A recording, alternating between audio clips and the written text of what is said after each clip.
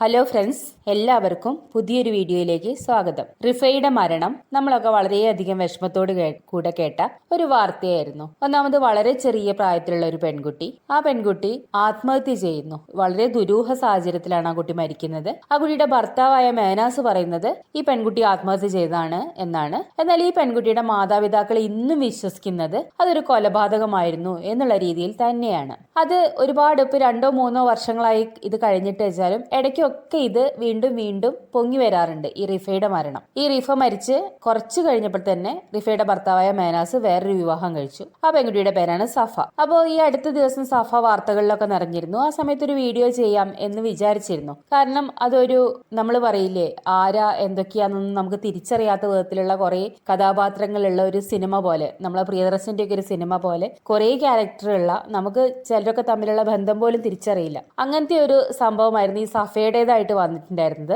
ഈ മേനാസ് ആദ്യം റിഫയെ വിവാഹം കഴിക്കുന്നു, റിഫ ആത്മഹത്യ ചെയ്യുന്നു, പിന്നെ സഫയെ വിവാഹം കഴിക്കുന്നു. ഒരു ദിവസം ഈ മേനാസ് വന്നിട്ട് പറയുന്നു സഫ വേറൊരാളുടെ കൂടെ ഒളിച്ചോടിപ്പോയി എന്ന് പറയുന്നു. ഈ ഒളിച്ചോടിപ്പോയി എന്ന് പറയുന്ന ആള് ലല്ലൂബി എന്ന് പറയുന്ന വ്യക്തിയാണ്. ലല്ലൂബി ഫസ്മിനയുടെ ഹസ്ബൻഡ് ആയിരുന്നു. ഫസ്മിന എന്ന് പറഞ്ഞാൽ നമ്മുടെ തൊപ്പിയുടെ കാമുകിയായിരുന്ന വ്യക്തിയായിരുന്നു. അപ്പൊ ഇങ്ങനെ വളരെ കോംപ്ലിക്കേറ്റഡ് ആയിട്ടുള്ള കുറെ റിലേഷനൊക്കെ ഉള്ള ഒരു, രസകരമായിട്ട് പറയാൻ പറ്റിയ ഒരു കഥയായിരുന്നു ഈ സഫയുടെ ഒളിച്ചോട്ടം. അപ്പൊ അങ്ങനെ ഒരു വീഡിയോ ചെയ്യാം എന്നൊക്കെ വിചാരിച്ചിരിക്കുമ്പോഴാണ് പെട്ടെന്ന് അത് വളരെ സീരിയസ് ആയിട്ടുള്ള ഒരു വിഷയത്തിലേക്ക് പോയത്. ഈ സഫയുടെ വിഷയം വന്നതിന് തൊട്ട് വീണ്ടും റിഫയുടെ മരണം വീണ്ടും ചർച്ചയായിട്ട് വന്നു. വീണ്ടും സീരിയസ് ആയിട്ടുള്ള ചർച്ചയിലേക്ക് മാറി. നമ്മളെ മുഖ്യധാരാ മാധ്യമങ്ങൾ എന്ന് പറയുന്ന 24 ന്യൂസ് വരെ 20 മിനിറ്റോ അരമണിക്കൂറോ ഉള്ള ഒരു സ്റ്റോറി അതിനെക്കുറിച്ച് ചെയ്തു. പെട്ടെന്ന്, കാരണം അങ്ങനെ ഒരു സ്റ്റോറി ചെയ്യാൻ ഇപ്പൊ യാതൊരു സാഹചര്യവും ഇല്ല. കാരണം അങ്ങനെ ഒരു കേസൊന്നും ഇപ്പൊ അത് കോടതിയിൽ എത്തിയേ വാദം തുടങ്ങിയ അങ്ങനത്തെ വിഷയങ്ങളൊന്നും നടക്കുന്നില്ല. പക്ഷെ പെട്ടെന്ന് അവര് അതിനെക്കുറിച്ച് അരമണിക്കൂറോളം ഒരു ക്രൈം ന്യൂസ് അങ്ങ് ചെയ്തു.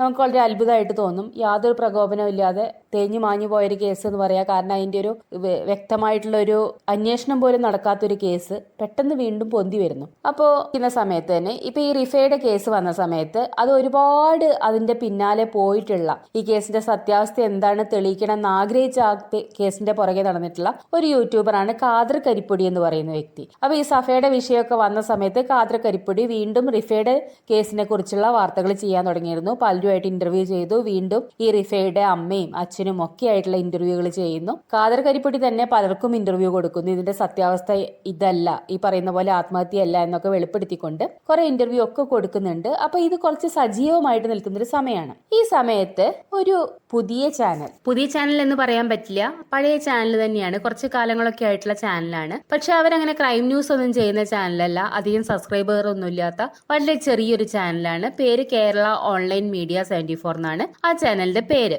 ആ ചാനലിൽ ഒരു വീഡിയോ വരികയാണ്. റിഫയുടെ ആത്മാവ് വെളിപ്പെടുത്തിയ സത്യങ്ങൾ എന്ന് പറഞ്ഞിട്ട്, അല്ലെങ്കിൽ ആത്മാവിന്റെ സ്വയം വെളിപ്പെടുത്തൽ എന്നൊക്കെ ഒരു ഹെഡിങ് ഒക്കെ കൊടുത്തിട്ട് ഒരു വീഡിയോ അതിൽ വരികയാണ്. അപ്പൊ ആ ചാനലിൽ ഒരു അവതാരകനുണ്ട്. ആ അവതാരകൻ വന്നിട്ട് ഈ വെളിപ്പെടുത്തൽ നടത്തിയ സ്ത്രീയെ പരിചയപ്പെടുത്തുന്നുണ്ട്. അപ്പൊ ആ സ്ത്രീ കാനഡയിലുള്ള ഒരു വ്യക്തിയാണ്. അവര് വന്നിട്ട് വീഡിയോ കോളിലൂടെ അവർക്ക് അറിയുന്ന കാര്യങ്ങളൊക്കെ പറയുന്നുണ്ട്. അവരതിന് കാര്യം പറയാനുള്ള കാരണമായിട്ട് പറയുന്നത് റിഫയുടെ ആത്മാവ് വന്നിട്ട് അവരോട് സംസാരിച്ചു എന്നുള്ളതാണ്. നമ്മൾ ആദ്യം തന്നെ ഈ ചാനല് ഒഴിവാക്കി കളയും ഇങ്ങനത്തെ ഒരു കാര്യം പറയുമ്പോൾ. അത് വെറുതെ ഒരു ഹാലൂസിനേഷൻ ആണെന്നോ, ഒരു തോന്നല്, അല്ലെങ്കിൽ അവർക്കറിയുന്ന കുറെ, അവർ ന്യൂസിലൂടെയും ഒക്കെ കേട്ടിട്ടുള്ള കുറെ കാര്യങ്ങൾ കൂട്ടി വെച്ചിട്ട് അവരുടെ മനസ്സ് തന്നെ ഉണ്ടാക്കിയ ഒരു സ്റ്റോറി ആണെന്നോ അങ്ങനെയൊക്കെ കരുതിയിട്ട് നമുക്ക് തള്ളിക്കളയാവുന്നേ ഉള്ളൂ. എന്തായാലും ആ ഒരു വീഡിയോ കണ്ടു കളയാം എന്നുള്ളതിൽ ഞാൻ ആ വീഡിയോ കംപ്ലീറ്റ് ഇരുന്ന് കണ്ടിരുന്നു. അതിൽ പറയുന്ന കുറെ കാര്യങ്ങൾ നമ്മൾ സംശയത്തോടുകൂടെ റിഫയുടെ മരണവുമായി ബന്ധപ്പെട്ട് നമ്മൾക്ക് ഉത്തരം കിട്ടാത്ത കുറെ സംശയങ്ങൾ കണക്ട് ചെയ്തുകൊണ്ടുള്ള, അല്ലെങ്കിൽ അതിന് വേണമെങ്കിൽ ഇങ്ങനെ ഒരു ഉത്തരം കരുതാം എന്ന് തോന്നുന്ന വിധത്തിലുള്ള കുറെ വെളിപ്പെടുത്തലാണ് ആ സ്ത്രീ അതിലൂടെ നടത്തിയിട്ടുള്ളത്. അപ്പൊ ആ വീഡിയോ കണ്ടു നോക്കാം. ദുബായില് സൂയിസൈഡ് ചെയ്തു എന്ന് പറയുന്ന ആ കേസിനെ കുറിച്ചാണ് എനിക്ക് പറയാനുള്ളത്. It was not a suicide, അത് വെൽ പ്ലാൻ മർഡർ ആയിരുന്നു. ആ കുട്ടിയുടെ ഹസ്ബൻഡിന്റെ കൂടെ ഉണ്ടായ 2 പേരും കൂടി കൊന്നതാണ്. അത് എങ്ങനെ എനിക്കറിയാം എന്ന് വെച്ചാൽ, എനിക്കത് വളരെ വളരെ ക്ലിയർ ആയിട്ട് എനിക്കറിയാം. ഇത് വിശ്വസിച്ചേ പറ്റുള്ളൂ. മരിച്ചുപോയ ആ പെൺകുട്ടി തിരിച്ച് ഭൂമിയിലോട്ട് വന്നിട്ട് സോളായിട്ട് വന്നിട്ട് എനിക്കത് വളരെ ക്ലിയർ ആയിട്ട് കാണിച്ച ഒരു കാര്യമാണ്. വളരെ ക്ലിയർ ആയിട്ട് അന്ന് രാത്രി അവിടെ എന്താണ് സംഭവിച്ചതെന്നും ആ കുട്ടീനെ ഇവരെന്താ ചെയ്തതെന്നും എല്ലാം വളരെ ക്ലിയർ ആയിട്ട് ഞാൻ ഒരു പിക്ചർ കാണുന്നത് പോലെ ഞാൻ കണ്ടതാണ്. സോ എനിക്കത് പറഞ്ഞേ പറ്റുള്ളൂ. It's time to reveal this. ഞാൻ കണ്ട കാര്യങ്ങൾ ഞാൻ പറയുവാണ്. എനിക്ക് കാണിച്ചു തന്നത്, ഞാൻ കണ്ടതല്ല, എനിക്ക് കാണിച്ചു തന്ന കാര്യങ്ങൾ. അതായത് റിഫ ഈ പറഞ്ഞതുപോലെ വളരെ ഹാപ്പി ആയിരുന്നു. ആ രാത്രിയിൽ കയറി അവളുടെ റൂമിലോട്ട് പോയി. അതിനുശേഷം ഇവർ അവിടെ സംസാരം തുടങ്ങിയത്, സംസാരിച്ച് അവർ ഫൈറ്റ് ചെയ്യാൻ തുടങ്ങി. സംസാരം തുടങ്ങിയത് ബിറ്റ്വീൻ റിഫയും റിഫയുടെ ഹസ്ബൻഡ് മെഹനാസും ആണ്. പക്ഷെ എല്ലാവരും പറഞ്ഞത് അവിടെ മെഹനാസും ജംഷാദും മാത്രമേ ഉണ്ടായിരുന്നുള്ളൂ എന്നാ പറയുന്നത്. ഇല്ല, വേറൊരാളും കൂടി അവിടെ ഉണ്ട്. അത് മെഹനാസും ജംഷാദും ആഷിഖും, ഈ 3 പേര് ആ റൂമിന്റെ അകത്തുണ്ട്. ഇവർ 3 പേരും കൂടി ഈ കുട്ടീനോട് എന്തോ കാര്യമായിട്ട് പറയുന്നുണ്ട്. അപ്പം അത് അവള് ചെയ്യാൻ റെഡിയല്ല. ആ സമയത്ത് ഒന്ന് തള്ളാൻ തുടങ്ങി. തള്ളിയിട്ട് ബെഡിലോട്ട് ഇടുന്നത് മെഹനാസാണ്. മെഹനാസ് തള്ളിയിട്ട് റിഫനെ ബെഡിലോട്ട് ഇട്ടു. പിന്നെയും ബെഡിൽ എഴുന്നിട്ട് അവളിങ്ങനെ ഫൈറ്റ് ചെയ്യുന്ന പോലെ പിന്നെയും ഫോർവേഡ് ആയിട്ട് പോകുമ്പോൾ നെക്സ്റ്റ് മൊമെന്റ് സംഭവിച്ചതെന്ന് പറഞ്ഞാൽ കഴുത്തിലുണ്ടായ ഷോൾ, ഒരു ലൈറ്റ് പിങ്ക് പോലത്തെ ഷോളാണ് എന്റെ ഒരു കണ്ണിൽ കണ്ടത്. കഴുത്തിലുണ്ടായ ഷോൾ വെച്ചാണ് മുറിക്കിയത്. അത് മെഹനാസ് ആണ് ടൈറ്റൻ ചെയ്യുന്നത്. കഴുത്തിലോട്ട് അങ്ങോട്ട് അത് ടൈറ്റൻ ചെയ്ത് കഴിഞ്ഞാൽ നെക്സ്റ്റ് മൊമെന്റ് അവള് ബെഡിലോട്ട് വീണ് ഷി വാസ് ഷിവറിങ്. നമ്മൾ പറയില്ല, മരിക്കാൻ പോകുമ്പോൾ ആ വെപ്രാളത്തിൽ പെടക്കണം, ആ ഒരു പെടക്കൽ പെടക്കണ സമയത്ത് കാല് പിടിക്കുന്നത് ജംഷാദാണ്. ജംഷാദിനൊപ്പം വേറെ ആഷിഖും പിടിക്കുന്നുണ്ട്. പക്ഷെ ആഷിഖ് ഇൻ ബിറ്റ്വീൻ കാല് വിടുന്നുണ്ട്, പിന്നെ പിടിക്കുന്നു, വിടുന്നു, ഇനി പിടിക്കുന്നു. പക്ഷെ ജംഷാദ പിടിച്ചെടുത്തെന്ന് വിടുന്നില്ല. മെഹനാസ് അവളുടെ ശ്വാസം നിൽക്കുന്നത് വരെ ആ ഷോള് ടൈറ്റൻ ചെയ്ത് വെച്ച് ഇല്ലാണ്ടാക്കിയതാണ്. ഇങ്ങനെയാണ് അവിടെ സംഭവിച്ചത്. ഇതാണ് അവിടെ സംഭവിച്ചത്. ശരിക്കും വെരി ബ്രൂട്ടൽ മർഡർ എന്നൊക്കെ പറയുന്ന പോലെ it was killed by 3 people, Mehnaz, Jamshad and Ashiq. Rifa മരിച്ച നെക്സ്റ്റ് മൊമെന്റ് അവളുടെ ശ്വാസം നിന്നു കണ്ടപ്പോ തന്നെ ആ റൂമിൽ നിന്ന് ഫസ്റ്റ് ഇറങ്ങി ഓടുന്നത് ആഷിഖാണ്. അവിടെ അപ്പോൾ ഉള്ളത് മെഹനാസും ജംഷാദുമാണ്. ഇതാണ് പിന്നീട് അവിടെയുള്ള ആൾക്കാർ അവിടെ കാണുന്നത് ഇവർ 2 പേരും ഉള്ളത്. പക്ഷേ ഈ 3 പേര് അവിടെ ഉണ്ടായിരുന്നു. ജംഷാദ് ആഷിഖ് ആ ഇറങ്ങി ഓടുന്ന സമയത്ത് ഹിസ് ബോഡി വാളിലൊക്കെ ഇങ്ങനെ ഇടിക്കുന്നുണ്ടായിരുന്നു. ഇടിച്ച് പോയി. അപ്പൊ തന്നെ ഫോണൊക്കെ വെപ്രാളത്തിൽ അവൻ എടുത്തിട്ട് ആരും അവൻ വിളിക്കുന്നുണ്ട്. വളരെ ക്ലിയർ ആയിട്ട് എനിക്ക് അതും കാണിച്ചു തന്നു. ഫോൺ എടുത്തിട്ട് ആരോ വിളിക്കുന്നുണ്ട്. ആ വിളിച്ച ആളാണ് ഈ മർഡറിന്റെ മാസ്റ്റർ മൈൻഡ്. ഇവർ 3 പേരും അവൻ ഹയർ ചെയ്തിട്ട് കൊന്നതാണ്. മെഹനാസിന് വേണ്ടത് റിഫ ഈ പറഞ്ഞ കാര്യങ്ങൾ ചെയ്യാനും അവന് കൃത്യമായി പൈസയും കാര്യങ്ങൾ ചെലവിനും ഒക്കെ കൊണ്ടുപോകും. അത്രമാത്രം ആവശ്യമുള്ളൂ. അത് അവള് ചെയ്യാൻ റെഡിയല്ല. ഇത് ഫോഴ്സ് ചെയ്ത് പറയും കഴിഞ്ഞപ്പോൾ അവളുടെ ബ്രദറിനോട് ഈ കാര്യങ്ങൾ പറയും എന്ന് പറഞ്ഞിട്ടുണ്ടായിരുന്നു. അപ്പൊ അടുത്ത ദിവസം ഇത് ബ്രദറിനോട് പറയാൻ നിന്ന കാര്യമാണ്. ഇങ്ങനെ എന്നെ കുറച്ച് എന്നെ ഇങ്ങനെ ഫോഴ്സ് ചെയ്യുന്നുണ്ട്, എനിക്കത് ചെയ്യാൻ താല്പര്യമില്ല എന്ന് പറയാൻ വേണ്ടിയിട്ട്. ഇനി എന്നെ കൂടുതൽ നിർബന്ധിച്ചു കഴിഞ്ഞാൽ ഞാൻ അവരെ കുറിച്ചും എല്ലാവരെ കുറിച്ചും ദുബായ് പോലീസിൽ ഇത് അറിയിക്കും എന്ന് റിഫ ഇവരോട് പറഞ്ഞിട്ടുണ്ട്. ഇതൊക്കെ ഈ സംസാരം ഒരു രാത്രി കൊണ്ട് വന്നതല്ല. ഈ സംസാരം ഒരു 1 week ബിഫോർ അതിന് മുമ്പേ വരുന്നുണ്ട്. ഇത് അവൾ സ്റ്റോപ്പ് ചെയ്തു. ഞാനിത് ചെയ്യില്ല എന്ന് പറഞ്ഞ് സ്റ്റോപ്പ് ചെയ്തപ്പം അവിടെ തൊട്ടിട്ടേ ഇത് ഫോഴ്സിബിൾ ആവുന്നുണ്ട് ചെയ്യാനും ഇതിനെ കുറിച്ച് പുറത്ത് പറയാതിരിക്കാനും ഒക്കെ. പക്ഷെ ഇത് അവൾ പുറത്ത് പറയും എന്നുള്ള ഒരു കാര്യമാണ് അവിടെ വന്നത്. അത് അവളുടെ വായ അടപ്പിക്കാൻ ഇവർ ശ്രമിച്ചു. വായ അടക്കുന്നില്ലെന്ന് കണ്ടപ്പം ഒരു കൊതുകിനെ കൊല്ലുന്ന പോലെ ഭൂമിയിൽ നിന്ന് തന്നെ ഇല്ലാണ്ട് ആക്കി അവരയച്ചു. ഇതിനുള്ള ഓർഡർ വന്നത് വേറൊരു ഭാഗത്തു നിന്നാണ്. അതെന്ന് പറഞ്ഞാൽ അവരുടെ പേരാണ് ബെൻസർ. Be very careful with him. He is a very fraud criminal. അവൻ ശരിക്കും ടാർഗറ്റ് ചെയ്യുന്നത് ഇതുപോലെ വിഡോസിനും ഡിവോഴ്സീസിനും ഒക്കെയാണ് അവർ ടാർഗറ്റ് ചെയ്യുന്നത്. അവരുടെ ഷോസ് ഒക്കെ എടുത്തു കഴിഞ്ഞാൽ മനസ്സിലാക്കാൻ പറ്റും. ലാസ്റ്റ് ഒക്കെ പോയേക്കുന്നത് very openly if I go to say Reenu Sudhi, Sajana Firoz എന്ന് പറയുന്ന കുറച്ച് ആൾക്കാരൊക്കെ അതിൽ പെട്ടിട്ടുണ്ട്. ആ മർഡർ സംഭവിച്ച ശേഷം ഫസ്റ്റ് ഇറങ്ങി ഓടുന്നത് ആഷിഖാണല്ലോ. ആഷിഖ് വിളിച്ചിട്ട് ഈ സംസാരിച്ച ആളാണ് ബെൻസർ. പിന്നെ അതിന് ശേഷം അവിടെ ഒരു ആംബുലൻസ് ചായ കുടിക്കാൻ നിന്നിരുന്നു. പിന്നെ ഇവർ 2 പേരും കൂടി ആംബുലൻസ് കൊണ്ടുവന്നു. എല്ലാം ക്രിയേറ്റഡ് സ്റ്റോറീസ് ആണ്. ഇതൊന്നും ട്രൂത്ത് അല്ല, ഇതെല്ലാം സ്ക്രിപ്റ്റഡ് ആണ്. പക്ഷെ ഈ പറഞ്ഞ ആംബുലൻസ് അവിടെ വന്നത് റിഫക്ക് വേണ്ടി തന്നെയാണ്. എത്രയും പെട്ടെന്ന് റിഫനെ അവിടെ നിന്ന് എടുത്ത് എത്രയും പെട്ടെന്ന് ആംബുലൻസ് കയറ്റി എത്തിക്കേണ്ടടുത്ത് എത്തിക്കാം. ഒരു സൂയിസൈഡ് ആണോ എന്താണെങ്കിലും ദുബായ് റൂൾ വെച്ച് നോക്കുമ്പോൾ അതിനുള്ള കാര്യങ്ങളൊക്കെ ചെയ്തിട്ട് മാത്രമേ ബോഡി നാട്ടിലെത്തിക്കും. വിത്തിൻ 24 hours ബോഡി നാട്ടിലെത്തിക്കുക. ഇതായിരുന്നു അവരുടെ മോട്ടോ. അത് അവർ ചെയ്യും ചെയ്തു. കാരണം അതിനുള്ള പവർ അവർക്കുണ്ട്. ആർക്കുണ്ട്? മെഹനാസിനും ജംഷാദിനും ആഷിഖിനും ഇതിനുള്ള പവർ ഇല്ല. വെറും ഡ്രഗഡിക്റ്റായ മെഹനാസിന് എന്ത് ചെയ്യാൻ പറ്റും ദുബായിൽ? ഇതിന്റെ ഹെഡ് എന്ന് പറയുന്നത് ബെൻസറാണ്. ബെൻസറാണ് ഇതിനുള്ള പേപ്പർ വർക്ക്സ് ഒക്കെ ചെയ്തതും ഒരു പ്രൂഫ് ദുബായിൽ വെക്കാത്ത രീതിയിൽ നാട്ടിലേക്ക് ബോഡി അയച്ചതും ബെൻസറാണ്. റിഫ മരിക്കുന്നതിന്റെ 4 ദിവസം മുമ്പ് യൂക്മാൻ ഹോട്ടലിൽ വെച്ച് റിഫ മാത്രമല്ല റിഫയുടെ കൂടെ ബനീഷ എന്ന് പറയുന്ന ഒരു ലേഡിയും കൂടി ഉണ്ടായിരുന്നു. അവരെ കൂടെ ഉണ്ടായത് ഈ ബെൻസർ, ജംഷാദ് ഇവരൊക്കെയാണ്. അപ്പൊ ഇതിനുള്ള പ്രൂഫ് എന്താണ്? ഇതെങ്ങനെയാണ് കണ്ടത്? ഇതെനിക്ക് റിഫ കാണിച്ചു തന്നതല്ല. റിഫ കാണിച്ചത് എനിക്കൊരു ഫ്രണ്ട് എന്ന് പറയുന്ന ഒരാൾ, ഷംസുദ്ദീൻ എന്നാണ് പേര്, അവൻ എനിക്ക് കാണിച്ചു തന്നിട്ടുണ്ടായിരുന്നു. സോ ഐ ക്വസ്റ്റ്യൻഡ് ഹിം, എന്താണ് നീയും റിഫയും തമ്മിലുള്ള കണക്ഷൻ എന്ന് പറഞ്ഞപ്പോൾ എന്നോട് പറഞ്ഞ കാര്യം ഇത് മാത്രമാണ്. ഇനി കൂടുതൽ എന്തെങ്കിലും റിഫിനെ കുറിച്ച് അറിയോ എന്ന് എനിക്കറിയില്ല. വെദർ ഹീസ് ലൈങ്, കളവ് വേറെ എന്തെങ്കിലും പറയുന്നുണ്ടോ എനിക്കറിയില്ല. പക്ഷെ ലൂക്മാൻ ഹോട്ടലിലെ കാര്യം അവൻ പറഞ്ഞത് സത്യമാണ്. ബിക്കോസ് അവൻ പറയുന്നുണ്ട് അതിന്റെ ഫുട്ടേജ് എടുത്തു കഴിഞ്ഞാൽ കാണാൻ പറ്റും. റിഫ മരിക്കുന്നതിന് 4 ദിവസം മുമ്പ് ലുക്മാൻ ഹോട്ടലിൽ ബെൻസറിന്റെ കൂടെ ഈ പറഞ്ഞ ജംഷാദ്, ബനീഷ ഇവരൊക്കെ കൂടെ ആ ഹോട്ടലിൽ പോയിട്ടുണ്ടായിരുന്നു. അത് പോയത് ഈ ഇവന്റിനെ കുറിച്ച് സംസാരിക്കാനും കാര്യങ്ങൾക്കും വേണ്ടിയിട്ടാണ് പറഞ്ഞത്. സോ ഇരിക്കട്ടെ, അതാണ് ഒരു കാര്യം. സോ റിഫ മരിക്കുന്നതിന്റെ 4 ദിവസം മുമ്പ് ഉണ്ടായ ആ ലേഡി ബനീഷ, അവരും ബെൻസറും എല്ലാവരും ഉണ്ടായ ഈ 2 ഗേൾസും ഇവരുടെ ഇൻവോൾവ് ആയിട്ടുള്ള ആൾക്കാർ 2 പേരും മരിച്ചു. 2 പേർക്കും സൂയിസൈഡ് എന്നാണ് പേര് വരുന്നത്. ഒരാൾ 2022 മരിച്ചു, ഒരാൾ സൗദിയിൽ 2024 മരിച്ചു. സോ സൗദിയിൽ എങ്ങനെ ബനീഷ പോയി?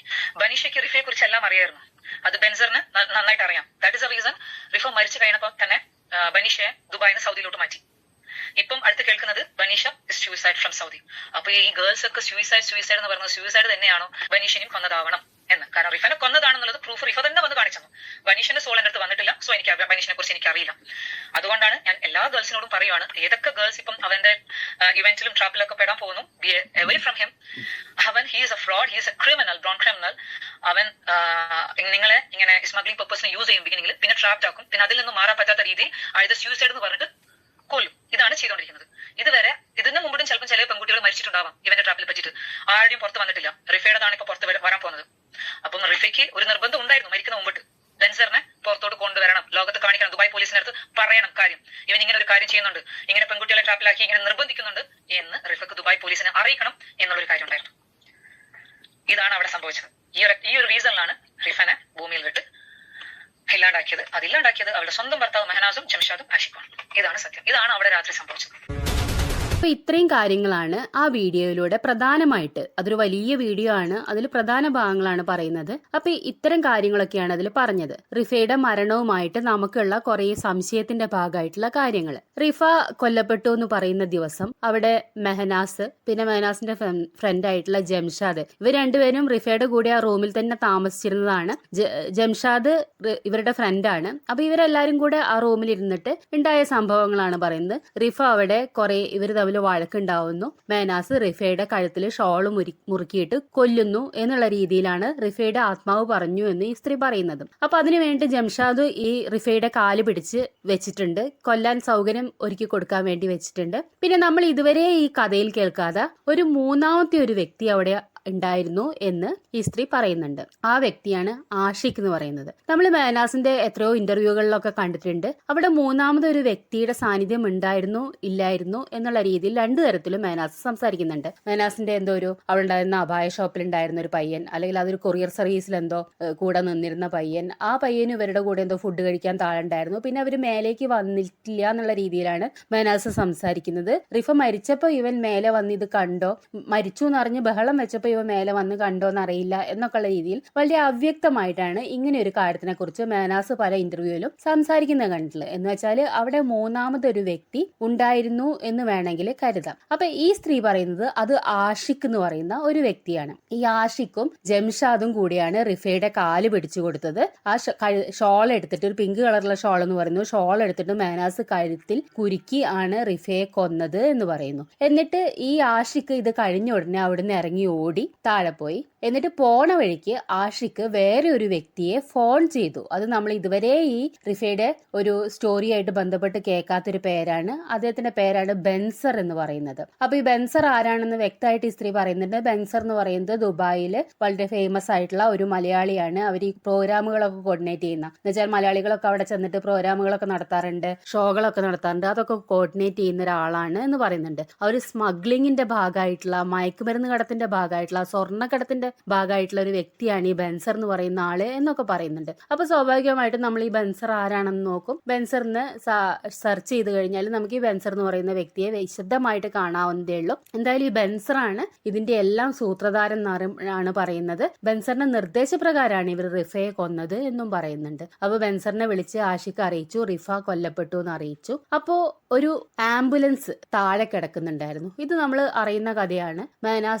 മെഹനാസ് അപ്പൊ തന്നെ റിഫയെ എടുത്ത് കൊണ്ടുപോയി താഴെ ചെന്നപ്പോൾ ഒരു ആംബുലൻസ് ഉണ്ടായിരുന്നു. ആംബുലൻസ് അവിടെ എവിടെയോ ചായ കുടിക്കാൻ വേണ്ടി നിർത്തിയിരിക്കുകയായിരുന്നു അതിലെ ആളുകൾ. അപ്പൊ അവരോട് പറഞ്ഞിട്ട് ആംബുലൻസ് കയറ്റി, എന്നിട്ട് ആംബുലൻസിൽ കയറ്റി ഒരു ഹോസ്പിറ്റലിൽ കൊണ്ടുപോകും. ഇത് മെഹനാസിന്റെ വെർഷനാണ്. ഹോസ്പിറ്റലിൽ കൊണ്ടുപോകുമെന്ന് വിചാരിച്ചിരുന്നു. പക്ഷെ അവര് അതിന്റെ ഉള്ളിൽ നിന്ന് തന്നെ ഫസ്റ്റ് എയ്ഡ് ഒക്കെ കൊടുത്ത് മരിച്ചു എന്ന് മനസ്സിലാക്കിയില്ല എന്നൊക്കെ പറയുന്നുണ്ട്. അതൊക്കെ പല തരത്തിൽ കൺഫ്യൂസ്ഡ് ആയിട്ടാണ് പറയുന്നത്. ആ ആംബുലൻസിന് ഇറങ്ങിയിട്ടാണ് അന്ന് റിഫ മരിച്ച അന്ന് ഈ മെഹനാസ് ലൈവ് ഇട്ടത്. റിഫ സൂയിസൈഡ് ചെയ്തു, റിഫ പോയി എന്നൊക്കെ പറഞ്ഞിട്ടാണ് അന്ന് മെഹനാസ് കരഞ്ഞുകൊണ്ട് ഒരു ലൈവ് ഇട്ടത്. അന്നത് വളരെ വിവാദമായിരുന്നു. പക്ഷെ പിന്നീട് പല ഇന്റർവ്യൂകളിലും മെഹനാസ് പറയുന്നത് റിഫ മരിച്ചിട്ടുണ്ടെന്ന് എനിക്ക് അറിയില്ലായിരുന്നു, ഞാൻ സൂയിസൈഡ് ചെയ്തു എന്നേ പറഞ്ഞിട്ടുള്ളൂ. സൂയിസൈഡ് ചെയ്തു എന്ന് പറഞ്ഞാൽ ഞാൻ ഉദ്ദേശിച്ചത് സൂയിസൈഡ് അറ്റംപ്റ്റ് നടത്തി എന്നായിരുന്നു ഉദ്ദേശിച്ചത് എന്നൊക്കെ മാറ്റി പറയുന്നുണ്ട്. പക്ഷെ അതിൽ മെഹനാസ് വ്യക്തമായിട്ട് പറയുന്നത് റിഫ മരിച്ചു, റിഫ പോയി എന്ന് തന്നെയാണ്. റിഫ സൂയിസൈഡ് ചെയ്തു, റിഫ പോയി, റിഫ ഇല്ല എന്നൊക്കെ പറഞ്ഞിട്ടാണ് അന്ന് മെഹനാസ് കരയുന്നത്. പിന്നെ ആംബുലൻസിന്റെ ഉള്ളില് അങ്ങനെ ഒരു ആത്മഹത്യക്ക് ശ്രമിച്ച ഒരു പെൺകുട്ടി സ്വന്തം ഭാര്യ കിടക്കുമ്പോൾ എങ്ങനെയെങ്കിലും ഹോസ്പിറ്റലിൽ എത്തിക്കാം, അല്ലെങ്കിൽ അവിടെ തന്നെ ഫസ്റ്റ് എയ്ഡ് ചെയ്തതിന് ജീവൻ ഉണ്ടാവോ എന്ന് നോക്കാം എന്നൊക്കെ കരുതാതെ ആ ആംബുലൻസിൽ നിന്ന് ഇറങ്ങിയിട്ട് റോട്ടിൽ കൂടെ നടന്നിട്ട് ലൈവ് ചെയ്തിട്ട് അയ്യോ റിഫ പോയി എന്ന് കരയുന്ന ഒരാള് എത്രമാത്രം ഫേക്ക് ആയിരിക്കും നമുക്ക് ഊഹിക്കാവുന്നതേ ഉള്ളൂ. എന്തായാലും ഈ ആംബുലൻസ് എങ്ങനെ അവിടെ വന്നു എന്നുള്ളത് വളരെ വിവാദമായിട്ടുള്ള, അല്ലെങ്കിൽ ഒരു ഉത്തരം കിട്ടാത്ത ചോദ്യമായിട്ട് കിടന്ന കാര്യമായിരുന്നു. എങ്ങനെ ആംബുലൻസ് വിളിക്കാതെ അവിടെ വന്നു എന്നുള്ളത്. അപ്പൊ ഈ റിഫയുടെ ആത്മാവ് പറഞ്ഞു എന്ന് പറഞ്ഞിട്ട് ഈ സ്ത്രീ പറയുന്നത് ആ ആംബുലൻസ് ആദ്യം തന്നെ അവിടെ വന്ന് കിടക്കുന്നതാണ്. ബെൻസർ പറഞ്ഞതും പ്രകാരം, അല്ലെങ്കിൽ ഇവരൊക്കെ മേനാസ് ആണെങ്കിലും ആഷിഖാണെങ്കിലും ജംഷാദ് ആണെങ്കിലും ഒക്കെ അവർക്ക് എല്ലാവർക്കും അറിയായിരുന്നു. അവർ റിഫയെ കൊല്ലണം എന്ന് നേരത്തെ പ്ലാൻ ചെയ്തായിരുന്നു. അപ്പൊ ഏറ്റവും എളുപ്പത്തിൽ അവിടുന്ന് ബോഡി മാറ്റുക എന്നുള്ള തയ്യാറെടുപ്പോടുകൂടെ അവര് പറഞ്ഞ് ഏർപ്പാടാക്കിയ ആംബുലൻസ് ആണ് അവിടെ കിടന്നിരുന്നതെന്നാണ് ഈ സ്ത്രീ ഈ വീഡിയോയിലൂടെ വെളിപ്പെടുത്തുന്നത്. എന്തായാലും ഈ ഒരു കേസിനെ കണക്ട് ചെയ്തിട്ട് ഇവർ പിന്നീട് കുറെ കാര്യങ്ങൾ പറയുന്നുണ്ട്. അവരുടെ ഒരു ഫ്രണ്ട് ആയിട്ടുള്ള പേര് ഷംസുദ്ദീൻ എന്തോ ആണെന്ന് തോന്നുന്നു, ആ വ്യക്തി പറഞ്ഞു എന്ന് പറഞ്ഞിട്ട് കുറെ കാര്യങ്ങൾ കൂടെ ഈ സ്ത്രീ ഈ വീഡിയോയിലൂടെ വെളിപ്പെടുത്തുന്നുണ്ട്. ഈ കേസിൽ ഭനീഷ എന്ന് പറഞ്ഞൊരു കുട്ടി ഉണ്ടായിരുന്നു. ഭനീഷ എന്ന് പറയുന്നത് റിഫയുടെ ഫ്രണ്ട് ആയിരുന്നു. റിഫയും ഭനീഷയും ഒരേപോലെ ഈ ബെൻസറിന്റെ ടീമുമായിട്ട് ബന്ധപ്പെട്ടിട്ടുള്ള ആളുകളായിരുന്നു. എന്ന് വെച്ചാല് അവരെന്തോ ഇല്ലീഗൽ ആയിട്ടുള്ള സ്വർണം കടത്തുന്ന പോലെയുള്ള ഒരു ടീമായിരുന്നു എന്നുള്ള ഈ സ്ത്രീ സംസാരിക്കുന്നത്. അപ്പോ ഈ സ്ത്രീയോട് പറഞ്ഞു എന്നുള്ള പേരിൽ കുറെ കാര്യങ്ങൾ പറയുന്നുണ്ട്. എന്ന് വെച്ചാൽ ഭനീഷ എന്ന് പറഞ്ഞ പെൺകുട്ടി ഈ റിഫയും ഒരു ലുക്മാൻ ഹോട്ടലിൽ വെച്ചിട്ട് ഈ ബെൻസറിനെ കണ്ടിരുന്നു. അന്ന് അവിടെ എന്തൊക്കെയോ സംസാരം ഉണ്ടായിട്ടുണ്ട്. അപ്പൊ ഈ ബെൻസർ പറയുന്ന എന്തോ ഒരു കാര്യം ചെയ്യാൻ തയ്യാറാവാത്തത് കൊണ്ടും അത് മറ്റുള്ളവരെ അറിയിക്കും, ദുബായ് പോലീസിനെ അറിയിക്കും, അല്ലെങ്കിൽ ബ്രദറിനെ അറിയിക്കും, എല്ലാവരെയും അറിയിച്ച് ഈ കള്ളത്തിലൊക്കെ പുറത്തു കൊണ്ടുവരുന്ന ഈ പറയുന്ന റിഫ പറഞ്ഞത് കൊണ്ടാണ് റിഫയെ കൊന്നത് എന്നുള്ള രീതിയിലൊക്കെ രണ്ടാമതൊരു പാർട്ടിൽ പറയുന്നുണ്ട്. അതേപോലെ തന്നെ ഈ ബനീഷ എന്ന് പറയുന്ന കൂടെ ഉണ്ടായിരുന്ന പെൺകുട്ടിയും ഇതേപോലെ 2024 മരണപ്പെട്ടു എന്ന് പറയുന്നുണ്ട്. എന്ന് വെച്ചാൽ റിഫ മരിച്ച ശേഷം ബനീഷയെ അവിടുന്ന് മാറ്റി എന്ന് പറയുന്നുണ്ട്. അതിനുശേഷം ഈ കുട്ടി സൗദിയിൽ വെച്ചിട്ട് ഇതേപോലെ തൂങ്ങി മരിക്കുക എന്തോ ഉണ്ടായി എന്നും പറയുന്നുണ്ട്. അത് പറഞ്ഞു എന്ന് പറയുന്നത് സ്ത്രീയുടെ ഒരു ഫ്രണ്ടാണ് എന്ന് പറയുന്നത്. ഈ വീഡിയോ കണ്ടു കഴിഞ്ഞാൽ ആത്മാവ് വെളിപ്പെടുത്തി എന്നുള്ള രീതിയിലാണ് ഈ കാര്യങ്ങളൊക്കെ പറയുന്നത്. അതിൽ വേറെ പറയുന്ന ഈ ബെൻസറിനെ കുറിച്ച് പറയുന്ന വേറെ ഒരു കാര്യം എന്ന് പറയുന്നത് ബെൻസറിന് ഈ സ്ത്രീകളെ കൊണ്ടുപോയി സ്വർണ്ണക്കടത്തിന് വേണ്ടി ഉപയോഗിക്കുന്ന ഒരു സാധാരണ സംഭവമാണ്. ഇപ്പൊ അതിൽ പെട്ടിട്ടുള്ളത് രേണു സുധിയും അതേപോലെ സജന ഫിറോസ് ഒക്കെയാണ് എന്നൊരു ആരോപണം കൂടെ ആ വീഡിയോയിൽ പറയുന്നുണ്ട്. ഈ ബെൻസറിനെ കുറിച്ച് സ്വാഭാവികമായിട്ട് നമ്മൾ ഗൂഗിൾ ചെയ്ത് നോക്കും. അപ്പൊ ബെൻസർ ഇതേപോലെ ഷോയൊക്കെ നടത്തുന്നത്, ഇവർ പറയുന്ന പോലെ തന്നെ ഷോയൊക്കെ നടത്തുന്ന ഒരു വ്യക്തി തന്നെയാണ്. രേണുസുധി ആയിട്ടുള്ള ബന്ധം എന്ന് പറഞ്ഞിട്ട് നമ്മൾ നോക്കുകയാണെങ്കിൽ രേണുസുധിയും ബെൻസറും കൂടെ ദുബായ് ഷോയിൽ, ഇപ്പൊ രേണുസുധി ദുബായിൽ പ്രോഗ്രാം ഒക്കെ അവതരിപ്പിക്കാൻ പോയിരുന്നു. ആ സമയത്ത് പ്രോഗ്രാം അവതരിപ്പിക്കാൻ പോയ സമയത്ത് സ്റ്റേജ് ഷോയിൽ രേണുസുധി പാട്ട് പാടുന്ന ഒരു വീഡിയോ കിടക്കുന്നുണ്ട്, യൂട്യൂബിൽ കിടക്കുന്നുണ്ട്. വസീകര എന്നുള്ള പാട്ട് പാടുന്ന വീഡിയോ. അതിൽ ഈ രേണുസുധിയുടെ കൂടെ പാട്ട് പാടുന്നത് ഈ പറയുന്ന ബെൻസറാണ്. അപ്പോൾ ഇവരൊക്കെ തമ്മിൽ പരിചയമുണ്ട് എന്നുള്ളത് ഉള്ള കാര്യം തന്നെയാണ്. പക്ഷെ അതിൽ ക്രൈം എത്രമാത്രം ഉണ്ടെന്ന് നമുക്കറിയില്ല. ഇപ്പൊ സ്ത്രീ ആത്മാവ് പറഞ്ഞു എന്ന് പറഞ്ഞിട്ട് പറയുന്ന കാര്യങ്ങളെ നമുക്കറിയുള്ളൂ. ഈ വീഡിയോ എന്ന് പറഞ്ഞാല്, അല്ലെങ്കിൽ ഈ സ്ത്രീയുടെ വെളിപ്പെടുത്തൽ എന്ന് പറഞ്ഞാല് പെട്ടെന്ന് ഒരു ദിവസം വന്നിട്ട് ഒന്നുമല്ലാതെ ഇങ്ങനെ ഒരു ആത്മാവ് വന്ന് സംസാരിച്ചത് കൊണ്ട് ചാനലിൽ വന്നിട്ട് ഏതൊരു ചാനലിനെ സമീപിച്ച്, അല്ലെങ്കിൽ അവരുടെ ഫ്രണ്ടിന്റെ ചാനലിനെ സമീപിച്ചിട്ട് അവിടെ വന്നിട്ട് ഈ സത്യങ്ങൾ വെളിപ്പെടുത്തി എന്നുള്ള രീതിയിലൊക്കെയാണ് ഇവർ പറയുന്നത് വെച്ചാലും ഈ റിഫ കേസ് ഇവരെ മുൻപും ഇവർ ഈ റിഫ കേസിൽ ഇൻവോൾവ് ചെയ്തിട്ടുണ്ടെന്നുള്ള കാര്യം ഉറപ്പാണ്. എന്ന് വെച്ചാല് ഈ ചാനൽ നടത്തുന്ന ആളുകൾക്ക് റിഫ കേസിന്റെ സത്യാവസ്ഥ പുറത്തു വരണം എന്നുള്ള ആഗ്രഹമുണ്ട് എന്നോ, അല്ലെങ്കിൽ അതിന്റെ സത്യങ്ങൾ എന്തൊക്കെയോ ഇവർക്ക് അറിയാം എന്നുള്ളതും ആണ്. ഒരുപക്ഷെ ഇവർക്ക് ഇത് ആര് വെളിപ്പെടുത്തി, അല്ലെങ്കിൽ എന്താണ് ഇതിന്റെ സോഴ്സ് എന്ന് പറയാൻ ബുദ്ധിമുട്ടുള്ളത് കൊണ്ടായിരിക്കാം ഇവർ ആത്മാവ് പറഞ്ഞു എന്നുള്ള രീതിയിലൊക്കെ ഈ വീഡിയോ ചെയ്തിട്ടുണ്ടായിരിക്കാം. ഇവർ കുറെ മുൻപ്, ഒരു 4-5 മാസം മുൻപ് ഇവരുടെ ചാനലില് ഈ പറയുന്ന റിഫയും ഭനീഷയും കണ്ടുമുട്ടി, ലുക്മാൻ ഹോട്ടലിൽ വെച്ചിട്ട് ബെൻസറിനെ കണ്ടുമുട്ടി എന്ന് പറയുന്ന ആ ജംഷ് ഇവരുടെ ചാനലില് ഇതേപോലെ കുറെ സത്യങ്ങൾ വെളിപ്പെടുത്തിയിട്ടുണ്ട്. ആ വീഡിയോയും ഇവരുടെ ചാനലിൽ കിടക്കുന്നുണ്ട്. അതിൽ പറയുന്ന കാര്യങ്ങൾ എന്ന് പറഞ്ഞാല് ഈ റിഫയെ അറിയാം, അതേപോലെ ബനീഷയെ അറിയാം. ബനീഷ ജംഷി ലുക്മാൻ ഹോട്ടലിൽ വെച്ചിട്ട് ബെൻസറിനെ കാണുന്നുണ്ട്. ഈ റിഫ കൊല്ലപ്പെടുന്നുണ്ട്. ബനീഷ സ്വർണ്ണക്കടത്തിന്റെ ഭാഗമാവുന്നുണ്ട്. അപ്പൊ ബെൻസർ കുറെ സ്വർണം കേരളത്തിൽ എത്തിക്കുന്നതിന് വേണ്ടി ബനീഷയെ ഏൽപ്പിക്കുന്നു. ഏകദേശം 1 കോടി രൂപ വിലയുള്ള സ്വർണ്ണാണെന്ന് തോന്നുന്നു. ഷംസീർ ഇത് ഒരുപാട് എതിർത്തു. അങ്ങനെ ചെയ്യരുത്, ഇല്ലീഗലാണ്, ഇത് പിടിക്കപ്പെടാൻ സാധ്യതയുണ്ട്, അതിന്റെ ബുദ്ധിമുട്ടുകളൊക്കെ പറഞ്ഞു മനസ്സിലാക്കി. പക്ഷെ ബനീഷ ഒന്നും കേൾക്കാൻ തയ്യാറായില്ല. ബനീഷ ഈ സ്വർണവും കൊണ്ട് കേരളത്തിൽ വന്നു. അപ്പൊ ഈ സ്വർണം പൊട്ടിക്കുക എന്നുള്ള പരിപാടി ഉണ്ട്, അങ്ങനത്തെ കുറെ കാര്യങ്ങളൊക്കെ അതിനെക്കുറിച്ച് പറയുന്നുണ്ട്. എന്തായാലും കേരളത്തിൽ വന്നിട്ട് ബനീഷ ഈ സ്വർണം ഏൽപ്പിക്കേണ്ടവരെ ഏൽപ്പിച്ചപ്പോ ആ സ്വർണം സ്വർണമല്ലാതെയായി മാറി. അതൊരു ഡ്യൂപ്ലിക്കേറ്റ് സ്വർണ്ണമായിട്ട് മാറിയിരുന്നു. അങ്ങനെ വലിയ പ്രശ്നമായി. അപ്പൊ ബനീഷ ഇവരെ എവിടുന്നാണ് ഈ സ്വർണം മാറിപ്പോയതെന്ന് ചോദ്യം ചെയ്തപ്പോ ഇത് ആർക്കൊക്കെ അറിയാം, ആരോടെങ്കിലും പറഞ്ഞോ എന്നൊക്കെ ചോദ്യം ചെയ്തപ്പോൾ ബനീഷ ഈ പറയുന്ന ഷംസുദ്ദീൻ എന്ന് പറയുന്ന വ്യക്തിയുടെ പേര് പറഞ്ഞു. ഞാൻ ഷംസുദ്ദീനോട് മാത്രമാണ് പറഞ്ഞിട്ടുള്ളതെന്ന് പറഞ്ഞു. അങ്ങനെ ഈ ബൻസീറിന്റെ ആളുകള് ഷംസുദ്ദീനെ തട്ടിക്കൊണ്ടുപോയിട്ട് 3 ദിവസത്തോളം വളരെ അതിക്രൂരമായ രീതിയിൽ മർദ്ദിച്ചിട്ട് സ്വർണം എവിടെയാ കടത്തിയത് എന്നുള്ള കാര്യങ്ങളൊക്കെ ചോദിച്ചു. പിന്നെ ഇയാൾക്ക് ഇതിനെക്കുറിച്ച് അറിയില്ല എന്ന് തോന്നിയപ്പോൾ ബൻസറിന്റെ ആളുകള് ഇയാളെ വെറുതെ വിട്ടു എന്നാണ് പറയുന്നത്. ഇത് ഈ വ്യക്തി തന്നെ പറയുന്നതാണ്, ഓൺ വോയിസിൽ വന്നിട്ട് പറഞ്ഞ കാര്യങ്ങളാണ്.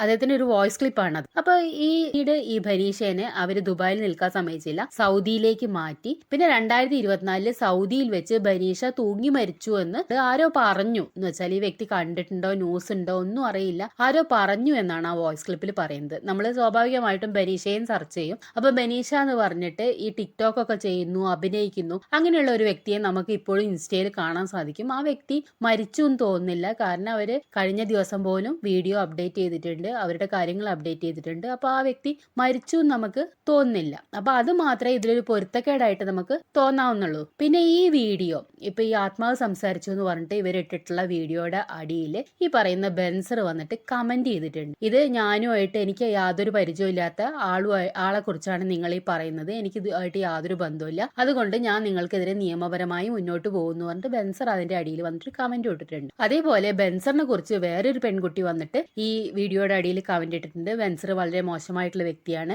എന്നെ വളരെ മോശമായിട്ട് ചാറ്റ് ചെയ്തു, നാട്ടിൽ വരുമ്പോൾ കാണണം എന്ന് പറഞ്ഞു, അങ്ങനെ വളരെ വളരെ മുഖംമൂടി ഇട്ടൊരു ചെന്നായിയാണ് എന്നൊക്കെയുള്ള രീതിയിൽ വലിയൊരു കമന്റും ഇട്ടിട്ടുണ്ട്. നമുക്ക് ഇവരെ ആരെയും അറിയുന്നതല്ല, നമ്മൾ ഈ കഥയിൽ ഈ ബെൻസറിനെ ആണെങ്കിലും ബനീഷേനെ ആണെങ്കിലും ഷംസുദ്ദീനെ ആണെങ്കിലും ഒക്കെ ആഷിഖിനെ ആണെങ്കിലും ഒക്കെ നമ്മൾ ആദ്യമായിട്ട് കേൾക്കുന്ന ആളുകളാണ്. പക്ഷേ നമ്മൾ ഇത്രയും കാലമായിട്ട് സംശയിച്ചിരുന്ന റിഫയുടെ മരണം എന്ന് പറഞ്ഞിട്ട് നമ്മൾ സംശയിച്ചിരുന്ന അല്ലെങ്കിൽ അങ്ങനത്തെ കുറെ നമുക്ക് ഉത്തരം കിട്ടാത്ത കുറെ പോയിന്റുകൾക്ക് നമുക്കൊരു ഉത്തരം എന്ന് തോന്നുന്ന രീതിയിലാണ് ഈ കാര്യം അവർ അവതരിപ്പിച്ചിട്ടുള്ളത്. ഒരുപക്ഷെ ഈ ചാനലുകളിലൊക്കെ വന്നിട്ടുള്ള കുറെ കാര്യങ്ങൾ കൂട്ടി വായിച്ച് അവർക്ക് സ്വന്തമായിട്ട് തോന്നിയ ഒരു സ്റ്റോറി ആയിരിക്കാം ഇത്. പക്ഷെ അത്രയും ധൈര്യത്തോടു കൂടെ ഇങ്ങനെ ഒരാളെ കുറിച്ച് ബെൻസറിനെയൊക്കെ കുറിച്ച് വന്ന് പറയണമെന്നുണ്ടെങ്കിൽ ഇതിൽ എന്തെങ്കിലും കാര്യമില്ലേ എന്ന് ഈ കേസുമായിട്ട് ബന്ധപ്പെട്ട് നിൽക്കുന്ന ആളുകൾ ശ്രദ്ധിക്കേണ്ടതാണ് എന്നാണ് തോന്നുന്നത്. ഇപ്പൊ നമ്മൾ റിഫയുടെ കേസ് എടുക്കുകയാണെങ്കിൽ ഈ മേനാസ് എന്ന് പറയുന്ന വ്യക്തി പലപ്പോഴും പറയുന്ന കാര്യങ്ങൾ കള്ളാണെന്ന് നമുക്ക് തോന്നാറുണ്ട്. ഇപ്പൊ അടുത്ത ദിവസം തന്നെ റിഫയുടെ വക്കീലിന്റെ ഒരു ഇന്റർവ്യൂ വന്നിരുന്നു. അല്ല,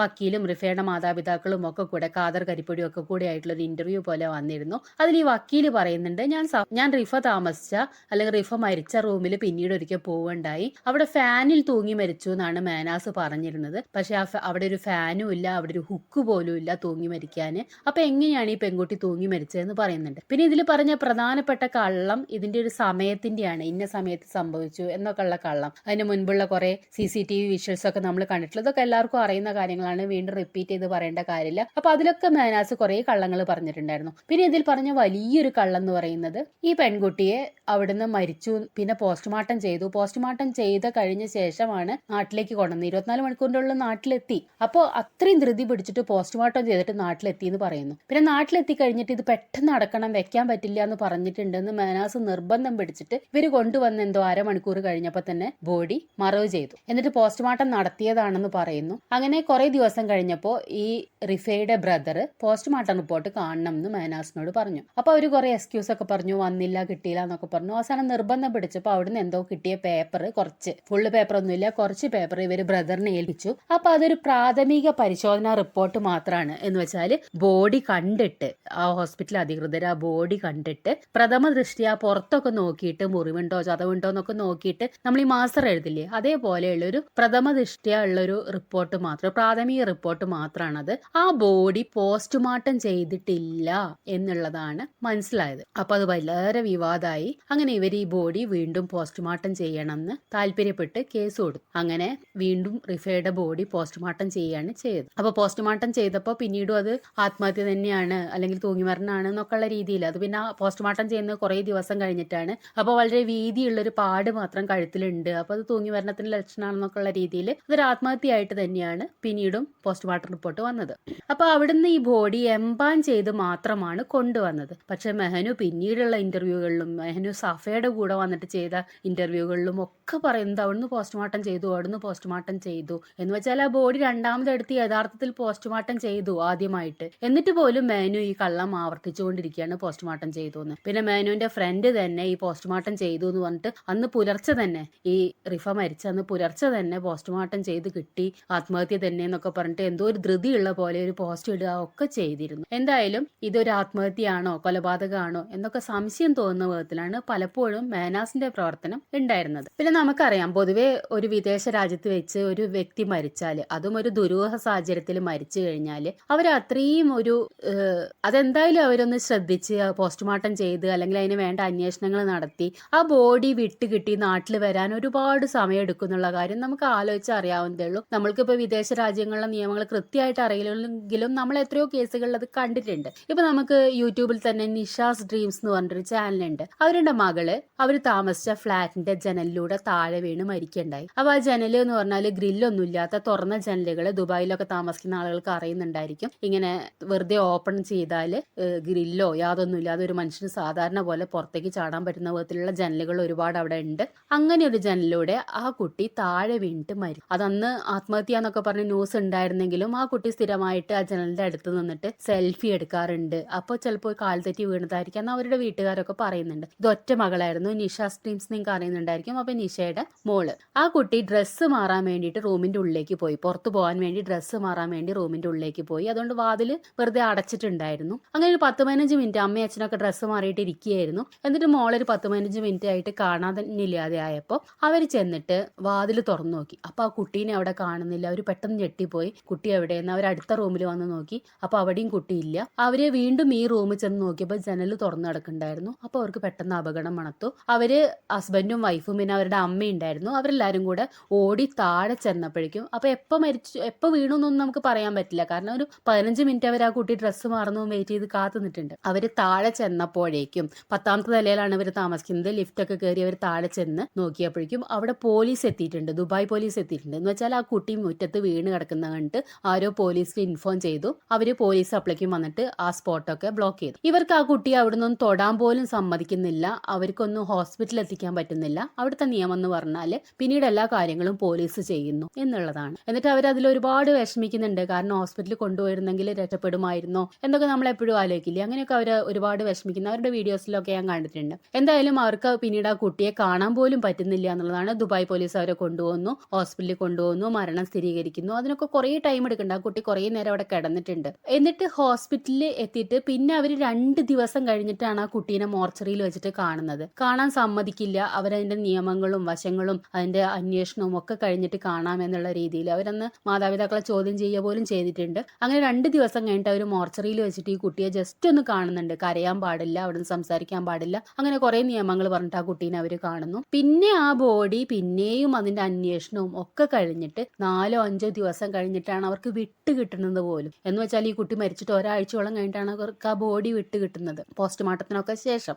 അപ്പൊ അത്രയും കർശനമായ നിയമങ്ങളുള്ള ഒരു സ്ഥലമാണ് ഇത്. കേസ് നടന്നത് ദുബായ് അല്ല, ഷാർജയ തോന്നുന്നു. എന്തായാലും അവിടെയൊക്കെ ഇത്ര ശ്രദ്ധയോടുകൂടെ തന്നെയാണ്. നമ്മൾ ഇത്ര അലസമായിട്ട് അവരെയൊക്കെ അങ്ങനെയാന്ന് വിചാരിക്കേണ്ട കാര്യമില്ല. ഇങ്ങനെയൊക്കെ നിയമങ്ങൾ നടപ്പാക്കിയിട്ട് തന്നെയാണ് അവിടെ കാര്യങ്ങൾ ചെയ്യുന്നത്. അപ്പൊ അങ്ങനത്തെ ഒരു സാഹചര്യത്തിൽ ഈ റിഫ മാത്രം മരിച്ചപ്പോഴേക്കും ഒരു പോസ്റ്റ്മോർട്ടം പോലും ചെയ്യാതെ, ആ റൂം ഒന്ന് വന്ന് ദുബായ് പോലീസ് ഒന്ന് പരിശോധിക്കുക പോലും ചെയ്യാതെ ആ ബോഡി പെട്ടെന്ന് തന്നെ എംബാം ചെയ്ത് നാട്ടിലേക്ക് കടത്തി വിടാൻ മാത്രം അത്രയും സ്വാധീനമുള്ള ആളാണോ മേനാസ് എന്ന് നമ്മൾ സ്വാഭാവികമായിട്ട് സംശയിക്കും. ഇപ്പോൾ ഖാദർ കരിപ്പൊടിന്റെ ഒരു ഇന്റർവ്യൂ ഇന്നലെ കണ്ടപ്പോൾ അതില് ഖാദർ കരിപ്പൊടി പറയുന്നുണ്ട്, ഒരു സ്മഗ്ലിംഗ് ഗ്രൂപ്പുമായിട്ട് ഈ പറയുന്ന മേനാസിന് അടുത്ത ബന്ധമുണ്ടെന്ന് പറയുന്നു. മയക്കുമരുന്ന് മാഫിയായിട്ട് മേനാസിന് അടുത്ത ബന്ധമുണ്ടെന്ന് പറയുന്നുണ്ട്. അപ്പൊ ഇതൊക്കെ കൂടെ കൂട്ടി വായിക്കുമ്പോൾ ആത്മാവ് പറഞ്ഞില്ല എന്നുള്ളതല്ല, ഇതൊക്കെ ഇതിനെക്കുറിച്ച് എന്തോ ഒരു ധാരണ ഉള്ള അല്ലെങ്കിൽ ഒരു സത്യം പുറത്തു വരണം എന്ന് ആഗ്രഹിക്കുന്ന ഏതോ ആളുകള് ഈ വീഡിയോയുടെ പുറകിലുണ്ട് എന്നാണ് തോന്നുന്നത്. ഇപ്പൊ ബെൻസിറിന്റെ ഭാഗം പറയേണ്ടത് ബെൻസിറാണ്. ബനീഷ ജീവിച്ചിരിക്കുന്നുണ്ടെങ്കിൽ ബനീഷയ്ക്ക് വന്നിട്ട് പറയാം ഇവരൊക്കെ വെറുതെ നുണ പറയാണ്, ഞാനത് ആ ജീവനോടെ ഇരിക്കുന്നു എന്ന് വേണമെങ്കിൽ പറയാം.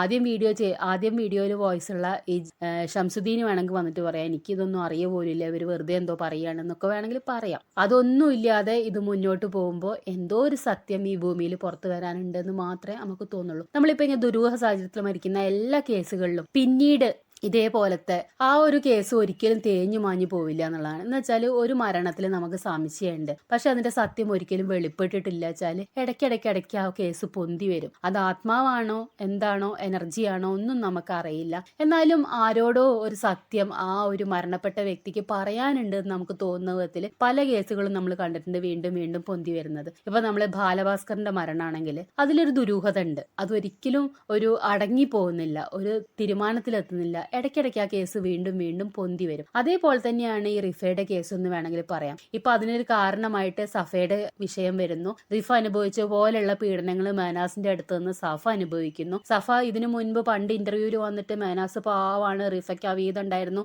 എന്നൊക്കെ വളരെ ക്രൂരമായി സംസാരിച്ച ആളാണ് ഈ സഫ എന്ന് പറയുന്നത്. സഫേനോട് നമുക്ക് ഇപ്പൊ സഫ അനുഭവിക്കുന്നതിന് പോലും അതുകൊണ്ട് നമുക്ക് സഫേനോടൊരു സഹതാപം തോന്നില്ല. കാരണം ആ മാതാപിതാക്കൾ സ്വന്തം മകളുടെ മരണം എങ്ങനെയെന്ന് അറിയാതെ അത്രയും വിഷമിച്ച് നിൽക്കുന്ന സമയത്ത് ഒരു ചാനലിൽ വന്നിട്ട് സഫ മരിച്ചുപോയ റിഫയ്ക്ക് അവീതം ഉണ്ടായിരുന്നു എന്നൊക്കെ ഈ പറയുന്ന മേനാസ് പറയുന്നത് കേട്ടിട്ട് ഏറ്റു പറയാന്ന് പറയുമ്പോൾ അത്രയും ഒരു വിഷമം തോന്നേണ്ട കാര്യമാണ്. ആ സഫ അതേ സ്റ്റേജിൽ നിൽക്കുകയാണ്. മേനാസ് അത്ര ക്രൂരമായി മർദ്ദിച്ചു എന്ന് വെച്ചാൽ റിഫയുടെ വോയിസ് പിന്നീട് പുറത്ത് വന്നിരുന്നു, ആണുങ്ങൾ മർദ്ദിക്കുന്ന പോലെയാണ് മേനാസ് മർദ്ദിക്കുകയെന്ന്. അതേ ഒരു ഡയലോഗ് ഈ സഫയും വന്നിരുന്ന് പറയാണ്, ആണുങ്ങൾ മർദ്ദിക്കുന്ന പോലെ മേനാസ് മർദ്ദിക്കുന്നു. അപ്പൊ അതാണ് ഒരു ആത്മാവ് സംസാരിക്കുന്നു എന്നുള്ളതല്ല, ഒരു സത്യം വെളിപ്പെടാൻ വേണ്ടിയിട്ട് അതേപോലത്തെ സിറ്റുവേഷൻസ് ഉണ്ടായി വരുന്നു എന്നുള്ളതാണ്. അപ്പൊ അതേപോലെ ഈ സഫ അനുഭവിക്കുന്നു. സഫയ്ക്കും അവീതം ഈ മേനാസ് ആരോപിക്കുന്നു. റിഫ മരിച്ചപ്പോ ലൈവ് ഇട്ട പോലെ സഫ ഒളിച്ചോടിപ്പോയി എന്ന് പറഞ്ഞിട്ട് മേനാസ് ലൈവ് ഇടുന്നു. അപ്പോ റിഫ അനുഭവിച്ച അതേ സ്റ്റേജിലൂടെ സഫ കടന്നു പോവാണ്. റിഫ മരണപ്പെട്ടു, സഫയ്ക്ക് ഭാഗ്യം ആയുസ്സും ഭാഗ്യം ഉള്ളത് കൊണ്ടായിരിക്കും സഫ എപ്പോഴും ജീവനോട് കൂടെ ഇരിക്കുന്നു, അല്ലെങ്കിൽ അതിന് രക്ഷപ്പെട്ട് പുറത്തു വരാൻ പറ്റി എന്നുള്ളത് മാത്രമേ ഇതിലുള്ളൂ. അപ്പൊ തീർച്ചയായിട്ടും ഇതിൽ എന്തോ ഒരു സത്യം വെളിപ്പെടാനുള്ളത് കൊണ്ട് തന്നെയായിരിക്കാം ഈ റിഫയുടെ ആത്മാവ് സംസാരിക്കുന്നു എന്നുള്ള രീതിയിലൊക്കെ ഇതുപോലെ വീഡിയോകൾ വരുന്നത്. അല്ലെങ്കിൽ ഇപ്പോ 24-ന് അങ്ങനെ ഒരു വീഡിയോ ഈ സമയത്ത് ചെയ്യേണ്ട യാതൊരു കാര്യമില്ല, പക്ഷെ അവര് പോലും ഒരു നിയോഗം പോലെ അങ്ങനെ ഒരു വീഡിയോ ചെയ്യാണ്. അപ്പൊ ഇതിലൊക്കെ എന്തൊക്കെയോ ഒരു സത്യങ്ങൾ ഒളിഞ്ഞിരിക്കുന്നുണ്ട്. ഒരു പെൺകുട്ടി അങ്ങനെ ഒരു മരണത്തിലേക്ക് പോയിട്ടുണ്ടെങ്കിൽ നമുക്കറിയാം, ചെറിയ പ്രായമാണ്, 15 വയസ്സിലാണ് ആ കുട്ടി മേനാസിനെ കാണുന്നതും പ്രണയിക്കുന്നതും. വീട്ടുകാരുടെ എതിർപ്പിനെ വകവയ്ക്കാതെ വീട്ടുകാരുടെ സമ്മതത്തോടു കൂടെ തന്നെ അവസാനം അവർക്ക് വിവാഹം നടത്തി കൊടുക്കേണ്ട ആയിട്ട് വന്നു. ഇതിലൊരു പോക്സോ കേസ് കൂടെ ഉണ്ട്. അത് വീട്ടുകാരുടെ പേരിലും അവിടുത്തെ പള്ളി കമ്മിറ്റിയുടെ പേരിലും മേനാസിന്റെ പേരിലും ഒക്കെയാണ്. പ്രായപൂർത്തിയാവുന്നതിന് മുൻപ് വിവാഹം കഴിപ്പിച്ചു കൊടുത്തു എന്നുള്ള പേരിൽ അതൊക്കെ വന്നിട്ടാണ് ഈ മേനാസ് അവസാനം ഈ റിഫയുടെ മരണത്തിനൊരു കാരണക്കാരനാവും. എന്നിട്ടൊരു കൃത്യമായ പ്രോപ്പർ ആയിട്ടുള്ള ഒരു അന്വേഷണം പോലും അതിൽ നടക്കുന്നില്ല എന്നുള്ളതാണ്. മേനാസ് കുറച്ചു ദിവസം ജയിലിൽ കിടന്നു. ഈ കേസുകളും പിന്നെ ഈ മർദ്ദിച്ചു എന്ന് പറഞ്ഞിട്ട് ജംഷാദിന്റെ ഒരു മൊബൈലിൽ നിന്ന് കിട്ടിയ വോയിസ് ക്ലിപ്പും വീഡിയോ എന്നൊക്കെ ഉണ്ടായ ഒരു പ്രശ്നങ്ങളൊക്കെ കാരണം കുറച്ചു ദിവസം മേനാസ് ജയിലിൽ കിടന്നു എന്നുള്ളത് സത്യമാണെങ്കിലും ഒരു പ്രോപ്പറായ അന്വേഷണമോ കൃത്യമായ നീതിയോ റിഫയ്ക്ക് കിട്ടിയിട്ടില്ല എന്നുള്ളതാണ്. പക്ഷെ അതിനൊരു കാരണമായിട്ട് ഇവരൊക്കെ മാറുന്നുണ്ടെങ്കിൽ അതൊരു വളരെ നല്ല കാര്യമാണ്. തീർച്ചയായിട്ടും മരണപ്പെട്ടു പോയൊരു വ്യക്തിയുടെ നമ്മൾ ആത്മാവ് ഉണ്ടോ ഇല്ലയെന്ന് നമുക്കറിയില്ല, പക്ഷെ ഒരു എനർജി അതിനെക്കുറിച്ച് ഓർത്ത് അയ്യോ എന്റെ മരണത്തെ ആരും അറിയുന്നില്ലല്ലോ, ഞാനെങ്ങനെ മരിച്ചു എന്ന് വിഷമിക്കുന്ന ഒരു ആത്മാവ് ഈ ഭൂമിയിൽ ഉണ്ടെങ്കിൽ, അവസാനം നിൽക്കുന്നുണ്ടെങ്കിൽ അവർക്ക് നീതി കിട്ടേണ്ടത് തന്നെയാണ്. ഇനി അതൊന്നുമില്ലെങ്കിലും സ്വന്തം മകള് മരിച്ചുപോയ ഒരച്ഛനും അമ്മയ്ക്കും അത് എങ്ങനെയായിരുന്നു ആ മകള് മരണപ്പെട്ടത് എന്നൊരു സമാധാനത്തിന് വേണ്ടിയെങ്കിലും അറിയാനുള്ള ഒരു റൈറ്റ് ഉണ്ട്. അല്ലെങ്കിൽ ആ പെൺകുട്ടിയുടെ മകൻ, ഇന്നിരിക്കുന്ന ആ മകൻ, ആ കുട്ടി വലുതായി വരുമ്പോൾ സ്വന്തം അമ്മയുടെ മരണം എങ്ങനെയായിരുന്നു എന്നറിയാനുള്ള ഒരു റൈറ്റ് ആ കുട്ടിക്കും ഉണ്ട്. അപ്പോൾ ഇതിലൊരു സത്യം ഉണ്ടെങ്കിൽ അത് വെളിപ്പെടും എന്നുള്ളത് തന്നെയാണ്. ഇത്രേ പറയാനുള്ളൂ. എല്ലാവർക്കും നന്ദി.